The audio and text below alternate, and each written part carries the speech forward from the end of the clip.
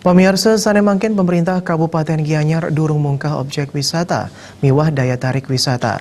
Kahanan ini ucap santukan di Sparda Gianyar, kantun ngemargiang sosialisasi penerapan protokol kesehatan sejroning tataan new normal ring masan pandemi COVID-19. Kepala Dinas Pariwisata Kabupaten Gianyar, Ana Agung Gede Putrawan Mausang, sektor akomodasi kantos daya tarik wisata patut ngutamayang penerapan protokol kesehatan.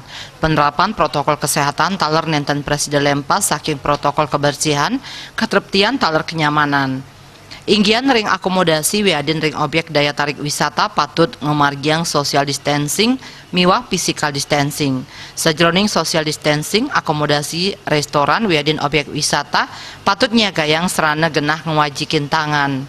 Kelama sanerauh inggian wisatawan wiadin para pamikarya patut ngawigunayang masker pindah ke usaha nambakin panglalah COVID-19. Pamekas majeng para pamikarya talwo patut ngawigunayang slop tangan. Kebausang pasca pandemi COVID-19 janten wenten pikayunan mungkah objek miwah daya tarik wisata.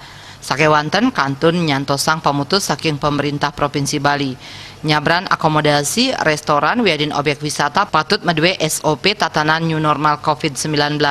Yening mersidayang transaksi ring kasir ngawigunayang transaksi non tunai pindah ke usaha nambakin panglalah COVID-19.